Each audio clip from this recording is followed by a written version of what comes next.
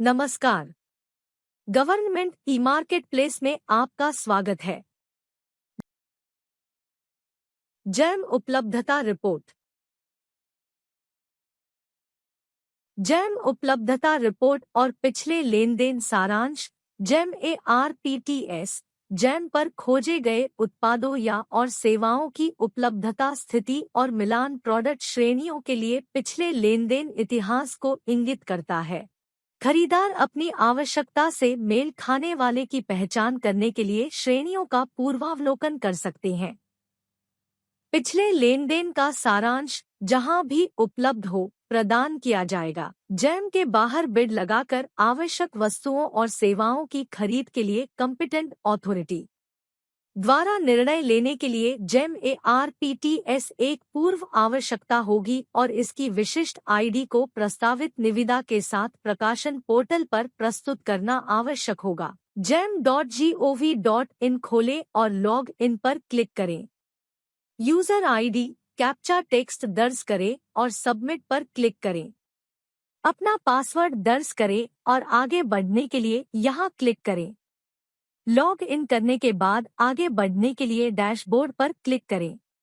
आपके डैशबोर्ड पर जैम उपलब्धता रिपोर्ट टैब के अंतर्गत उपलब्ध प्रोडक्ट सेवाओं श्रेणियों को खोजने के लिए एक कार्यक्षमता उपलब्ध है।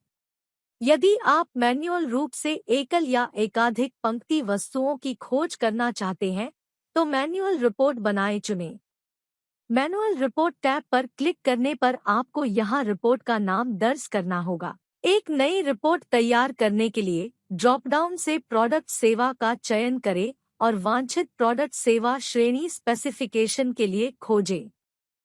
जैम उपलब्धता रिपोर्ट टैब के अंतर्गत सर्च इंजन आपके कीवर्ड से मेल खाने वाली श्रेणियों की अनुशंसा करेगा।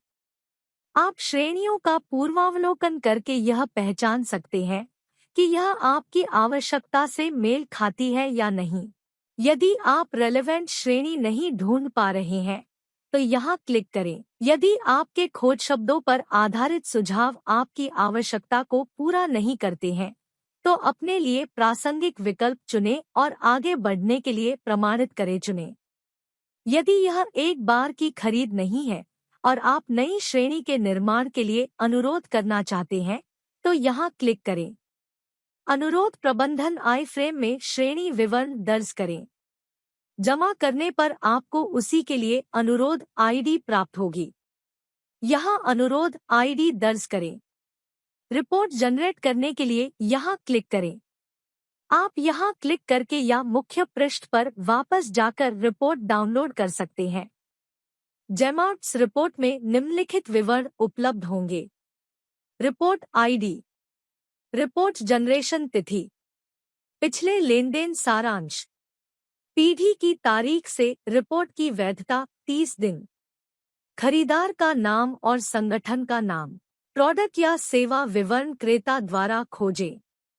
खोजे गए प्रोडक्ट्स या सेवाओं के लिए जैम द्वारा सुझाए गए श्रेणी नाम, श्रेणी के लिए प्रोडक्ट गणना। यहाँ एक नमूना जेमआर्ट्स रिपोर्ट है।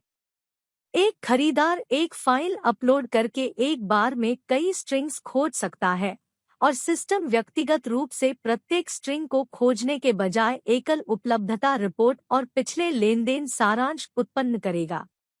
फाइल अपलोड करें और अपने अनुरोध को संसाधित करने के लिए जनरेट पर क्लिक करें। कृपया इंडेक्स पेज पर वापस जाएं और ड्रॉप डाउन में बल्क चुनकर इंडेक्स पेज पर बल्क रिपोर्ट स्थिति की जांच करें।